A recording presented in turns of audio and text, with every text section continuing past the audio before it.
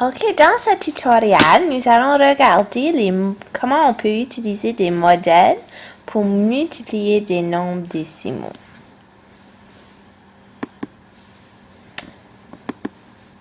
Puis ici, nous avons un élève qui a modélisé une question de multiplication.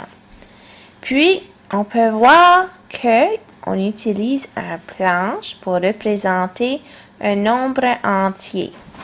Il y a 100 petits carrés dans cette planche, puis ça, c'est égal à 1.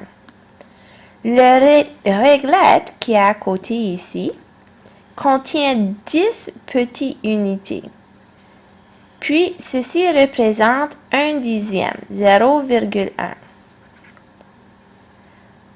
Cette question, alors, modélise 1 et 1/10 multiplié par 2 et 1/10.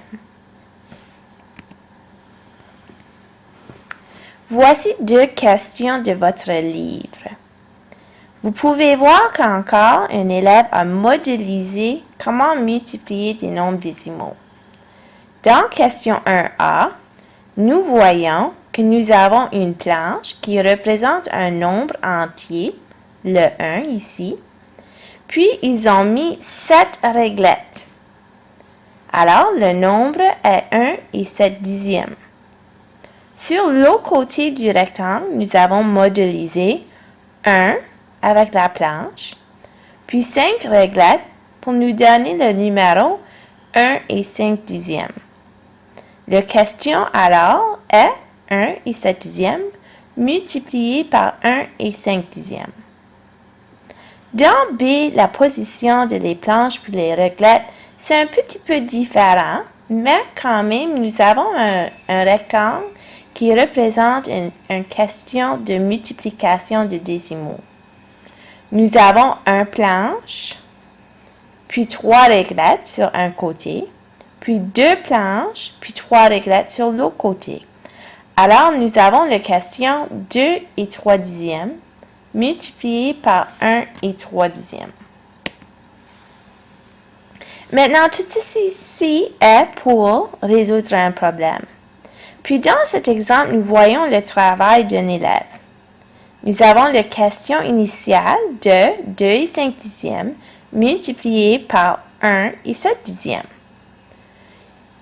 On voit avec le dessin en haut qu'ils ont représenté un nombre entier avec une planche, le carré. Nous avons 2 carrés pour le 2. Puis, pour le nombre de 5/10, nous avons 5 lignes. Pour le 1/7, c'est sur le côté du rectangle. Ils ont mis le 1 qui est partagé avec le numéro en haut, puis les 7 réglettes. Pour résoudre ce problème, c'est nécessaire qu'on remplisse le rectangle.